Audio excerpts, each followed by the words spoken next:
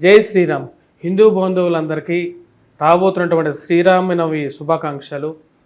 రామ అనేటువంటి అర్థం మాటలోనే వచ్చినప్పటికీ రా అంటే రమ్మని, మా అన్నప్పుడు నోరు మూసుకోవడం జరుగుతుందన్నమాట. రా అన్నప్పుడు అగ్ని మన నోరి ద్వారా లోపలికి వచ్చి మనం చేసినటువంటి పాపాలు ఏవైతే ఉన్నాయో ఆ పాపాలన్నీ నశింపజేస్తూ ఉంటుంది. మా అన్నప్పుడు నోరు మూసుకుంటుంది, అంటే ఆ పాపాలని మళ్ళీ తిరిగి బయటికి రానియకుండా ఆపుతూ ఉంటుంది అన్నమాట. శ్రీరామ నవమిలో ముందుగా నవమి రోజు శ్రీరామచంద్రుడికి వివాహం ఎందుకు జరిగింది అనేది వృత్తాంతం చూద్దాం. ఇది పూర్వ వృత్తాంత రీత్యా మనం గమనించినట్లయితే శ్రీరామచంద్రుడికి అసలు వివాహం ఎప్పుడు జరిగిందయ్యా అంటే శ్రీరామచంద్రుడికి ఫాల్గుని నక్షత్రం, ఉత్తరా ఫాల్గుని నక్షత్రం వైశాఖ మాసంలో వివాహం జరిగింది. అంటే శుద్ధ దశమి రోజు వివాహం జరిగింది. మరి శ్రీరామచంద్రుడికి నవమి రోజు ఎందుకు వివాహం చేస్తున్నాము అంటే ఇక్కడ అంటే ఎవరైతే కారణ జన్ములు అయి ఉంటారో, మరియు అదేవిధంగా ఉత్తమ గతులు పొంది ఉంటారో వారందరికీ వారి యొక్క పుట్టిన జన్మ నక్షత్రం రీత్యానే వివాహం చేయొచ్చు అని చెప్పి శాస్త్రం చెప్తుంది అన్నమాట. మహేతాం జన్మ నక్షత్రే వివాహం అని చెప్పంటారు అన్నమాట. అంటే జన్మ నక్షత్రంలో ఎవరైతే గొప్పవారు ఉంటారో వారందరికీ వివాహం అనేది వారు పుట్టినటువంటి జన్మ నక్షత్రం కానీ, లేకపోతే వారు పుట్టినటువంటి తిథి నక్షత్ర రీత్యా ఏదైతే వస్తుంటుందో ఆ యొక్క సమయాన్ని మనం చేయొచ్చు.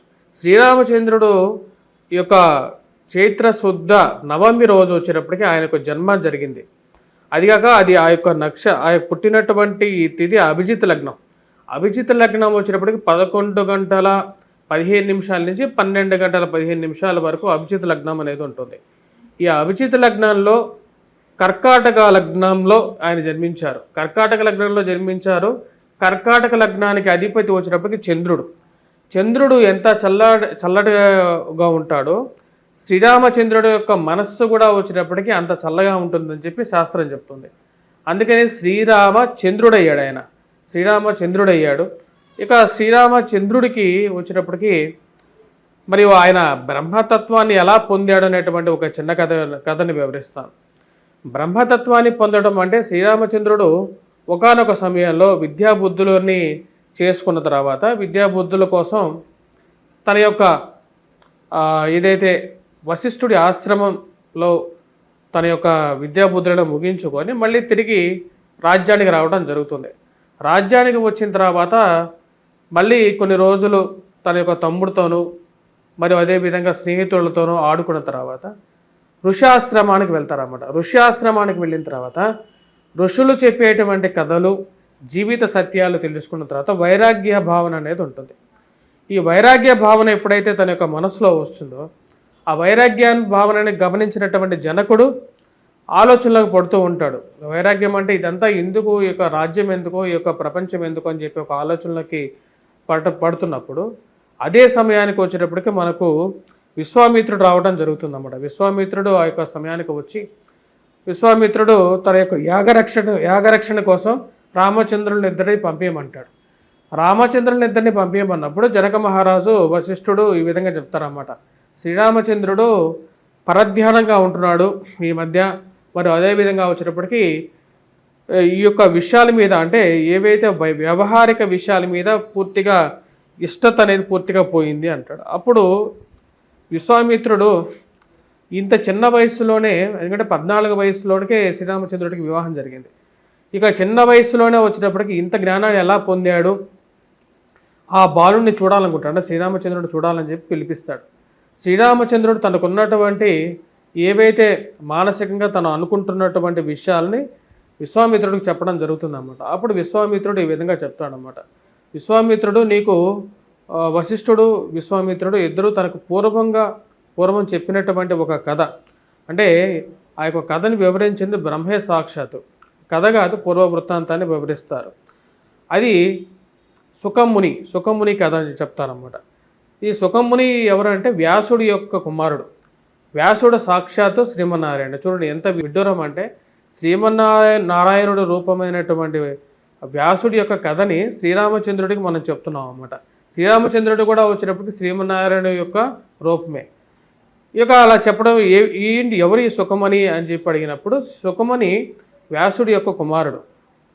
పుట్టుకతోనే తనకు వచ్చేటప్పటికి ఇక మాయ గురించి తెలుసుకోవాలి అంటే, ఏదైతే మాయా ప్రపంచంలో మనం జీవిస్తున్నామో ఇక ఐహిక బంధాలైనటువంటి కామ క్రోధ మద మాత్సల్యాలు ఏవైతే ఉన్నాయో వాటిలో మనం జీవిస్తున్నాం కదా. ఈ యొక్క జీవన విధానం నుంచి ఎలా బయటికి రావాలి, అసలు మాయ అంటే ఎవరు తెలుసుకోవాలని చెప్పి చాలా ఆలోచనలో ఉన్నవాడు. మరి అదేవిధంగా ఐహిక సుఖాలు ఏవైతే ఉన్నాయో ఆ యొక్క సుఖాలకి దూరంగా ఉన్నటువంటి వాడు ఈ యొక్క సుఖముని.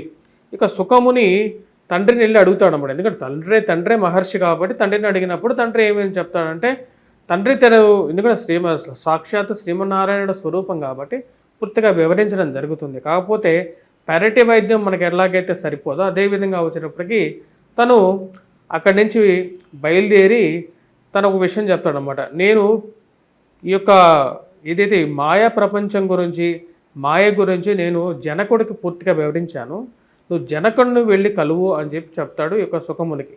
సుఖముని జనక మహారాజుని కలవడానికి వెళ్ళినప్పుడు జనక మహారాజు వెంబడే లోపలికి రమ్మన్నాడు. బయట ఒక 6 రోజుల పాటు ఈ యొక్క సుఖముని నిరీక్షింపజేసి 7వ రోజు లోపలికి రమ్మంటాడు. ఎందుకంటే ఏదైనా ఒక మనిషికి తొందరగా ఏ విషయాన్నైనా సరే తెలిస్తే దాని యొక్క ప్రాముఖ్యత అనేది ఉండదు. ఆ ప్రాముఖ్యతను కలిగించడం కోసమే మరియు అదేవిధంగా తెలుసుకోవడానికి నిజంగా జిగుత్సాహకరంగా ఉన్నాడా లేదా అనే విషయాన్ని తెలుసుకోవడం కోసం 6 రోజుల తర్వాత 7వ రోజు రమ్మంటాడు. 7వ రోజు లోపలికి వెళ్ళిన తర్వాత సుఖమునికి ఈ విధంగా చెప్పడం జరుగుతుంది. నువ్వు ఏదైతే విషయం తెలుసుకోవాలి అంటే మాయ గురించి తెలుసుకోవాలని చెప్పి నువ్వు ఏదైతే వస్తున్నావో అది కూడా ఒక కోరికే. సో అది కూడా నువ్వు కూడా ఇంకా మాయలోనే బంధింపబడి ఉన్నావు. అంటే పూర్తిగా ఈ చుట్టూ ఉన్నటువంటి ప్రపంచం నుండి నీకు ఐహిక సుఖాలు ఏవైతే దూరం అవుతాయో అప్పుడే నువ్వు సాక్షాత్తు బ్రహ్మ అవుతావు అని చెప్పి దానికి వృత్తాంతం చెప్పడం జరుగుతుంది. ఆ యొక్క విషయాన్ని ఇక్కడ మనకు విశ్వామిత్రుడు రాముడికి చెప్పడం జరుగుతుంది అన్నమాట. అదేవిధంగా తూష్ణ స్థితిలో ఉండమని చెప్తాడు. అంటే ఉన్నటువంటి ఏవైతే చుట్టూ ఉండేటువంటి ఐహిక సుఖాలను అనుభవిస్తూనే ఆ ఐహిక సుఖాల మీద ఎంతవరకు అంటే అంటి ముట్టనట్లుగా ఉండమని, కడిగిన ముత్యంలాగా ఎప్పుడు బయటికి రమ్మని చెప్పి చెప్పడం జరుగుతుంది. ఇది మనం ముత్యాలని తలంబరాలుగా ఇవ్వడం జరుగుతుంటుంది అన్నమాట. ముత్యాల తలంబరాలు ఇవ్వడానికి కూడా ఇది కూడా ఒక ఉదాహరణగా చెప్పవచ్చు.